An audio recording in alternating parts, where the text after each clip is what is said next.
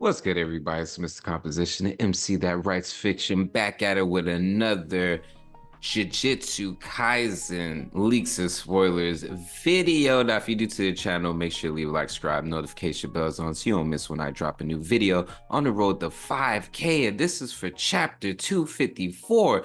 After coming from this break, I was wondering, the fandom was wondering, what is Kusakabe gonna do? And so it's very, very interesting. Let's get into these leaks here. So the chapter begins with Kusakabe using new shadow style simple domain evening moon sword drawing. Sukuna recognizes the technique, but he wonders why Kusakabe is using it against him, who can send slashes flying. Kusakabe monologue. Simple domain can be used against domain expansions to eliminate sure hit effects, but it doesn't neutralize the curse technique itself. But keeping that aside, even though it's simple, it's still a domain. As Sukuna sends slashes, Kusakabe brushes them off with his katana. He thinks, inside this domain, my cursed energy output is amplified and Sukuna's technique will get weaker. And it is crazy when you see these battles, man. Kusakabe can add a fully automatic system, which makes him able to attack whatever that enters his domain, which is super dope. Even Sukuna praises Kusakabe, saying that his reflexes aren't bad. Kusakabe has been dealing with Sukuna slashes by reading his sparks of energy, motion, and just pure institution, or it might be intuition. Um, and his domain further eases that work. But just as he was boasting his technique on surviving slashes by reading Sukuna's motivation and all, Kusakabe is suddenly hit with another set of slashes, which he barely dodges. He realizes that Sukuna activated his curse technique with zero motion, which is crazy. We once again have an interview type flashback where everyone's praising Kusakabe. Naname calls him an expert swordsman with wide variety of techniques. Meimei says Kusakabe is a useful man who can apply himself to any given situation. And Gojo praises Kusakabe for having a simple domain trump card. Gojo says a lot of beginners have to create binding valves to form a simple domain, but Kusakabe can establish a simple domain without any binding vows, and its effective range is also huge. Now, Miwa's binding vow to activate her simple domain is that both of her feet should be grounded or else it deactivates.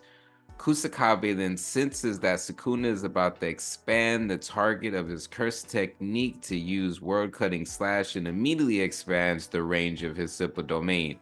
Even Sukuna is surprised by this. Mei says usually when someone uses sword drawing, they lure their opponent in. But Kusakabe extends the range of his simple domain and gets the opponent inside the range, and he can attack whoever enters his domain automatically. Meimei also said this about Kusakabe. He's the type of jujitsu sorcerer that I would like to bring on a deserted island. Double spread of Kusakabe attacking Sukuna with a barrage of cuts.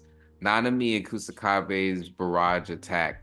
I don't know anyone who can manage to block all that. Well, I also know someone who doesn't even need to block that at all. That's Gojo.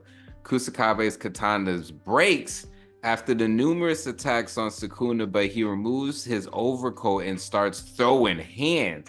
He might be out of a sword, but never out of options. Kusakabe chases Sukuna, who was sent flying from a kick earlier by him. Kusakabe thinks, why is he trying so hard against him? This isn't like him. But then he realizes it's because he's indebted to Principal Yaga. Gojo, Nanami, and Mei say the number one reason why they recommend Kusakabe as the strongest grade 1 sorcerer is because he's super kind. Kusakabe hits Honored One pose as he tells himself that he should stop thinking nonsense because the kids fought with their lives on the line. Kusakabe uses the hazy moon technique from his new shadow style. It forms an aura which takes shape of the remaining part of his broken katana. Kusakabe rushes once again to attack, but Sukuna grabs hold of the sword with just 2 fingers. Sukuna says, "You aim for my heart where I'm already damaged, huh? It's so painfully obvious." In the next panel, we see Kusakabe laying on the floor with his chest slashed by Sukuna. Ui immediately arrives to save Kusakabe, but Sukuna was waiting for Ui to arrive as he sneaks up on him, saying, "You're starting to get annoying." Just as Sukuna was about to kill Ui, freaking Miguel stocks her up. He arrives at the battle scene and rescues Uui instantly. When Sukuna says he doesn't recognize him, Miguel goes, "You must live under a rock for not knowing who I am. These islanders need to sharpen their senses more."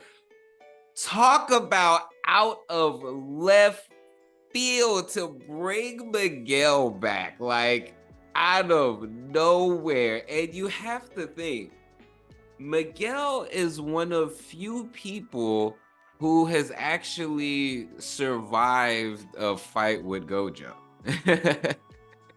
you know, and the fact that he went against Gojo, like to stall him, is crazy.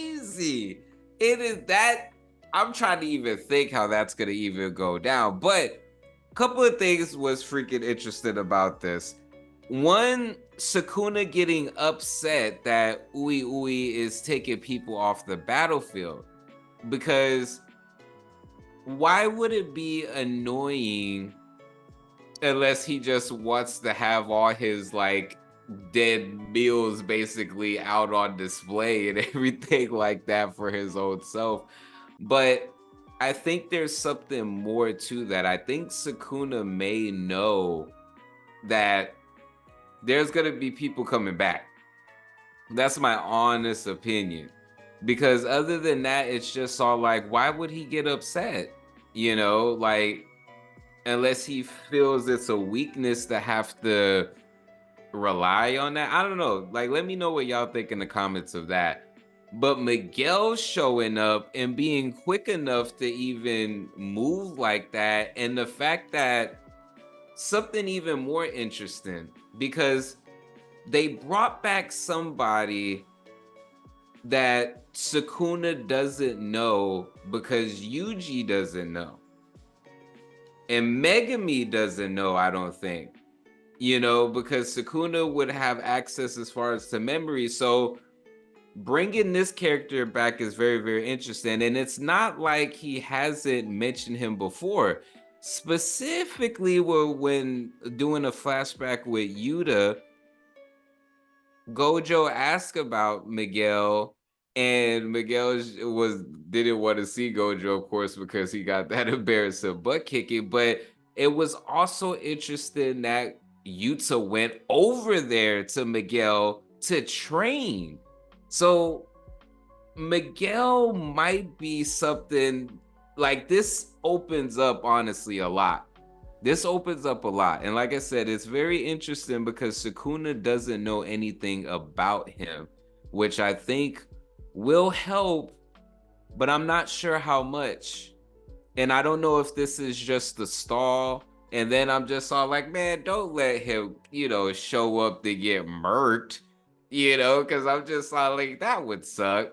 And then I'm just all like, with this Miguel reveal, I'm just all like, man, wouldn't this have been more better during Black History Month?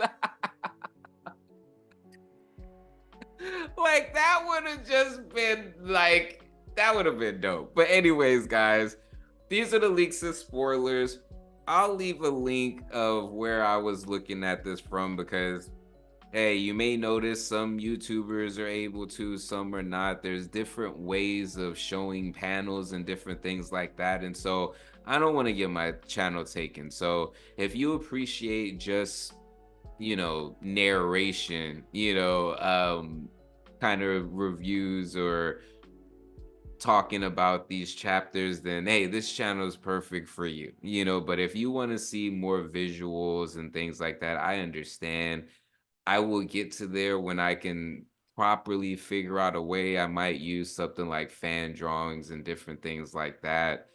But I don't know. But hey, I appreciate you if you stuck this long. Again, it's Miss Composition, MC that writes fiction. Make sure to leave a like, subscribe, notification bells on so you don't miss when I drop a video. And make sure to check the description for my music, my books, my comics. I make comics.